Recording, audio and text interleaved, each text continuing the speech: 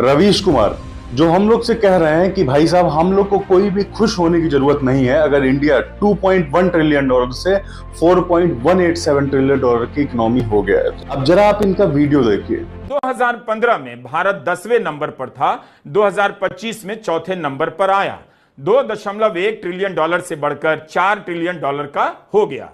10 साल में 2 trillion dollar का आकार बढ़ा तो है, नंबर में अच्छा करने के बाद भी कुछ तो है जो इसकी खुशी को वास्तविक नहीं। ये वही रवीश कुमार हैं जो कांग्रेस और सपा के अगर उनकी कुछ सीटें बढ़ जाती हैं फ्रॉम द प्रीवियस इलेक्शंस, तो उस पे वो इनको इतनी पीठ थपथपाते हैं, इतनी उनको प्रोत्साहित करते हैं कि जैसे लगता है कि भाई साहब इन्होंने इलेक्शन ही जीत लिया है।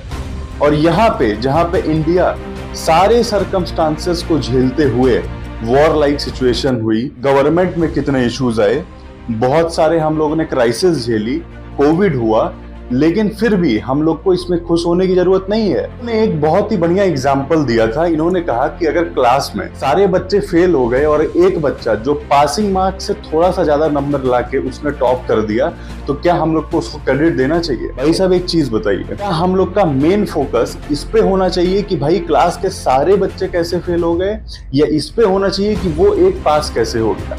भाई कुडोज टू हिम। दूर कोई ऐसी सिचुएशन रही होगी कि सारे फेल हो गए लेकिन वो पास हो गया। तो भाई साहब जो हम लोग की नेबरिंग कंट्रीज हैं, जो भी कंट्रीज हैं अभी हमारे नीचे, सब ने कोविड झेला, और हम लोग इतने सारे सिचुएशन को पार करने के बाद अगर हम किसी चीज को अचीव करें हैं, किसी मुकाम पे आए हैं, तो भाई सेलिब्रेशन ही नहीं, उसको बहुत ही अच्छे से एंजॉय भी करना चाहिए और सबको शाबाशी भी देनी चाहिए और गवर्नमेंट को भी बोलना चाहिए।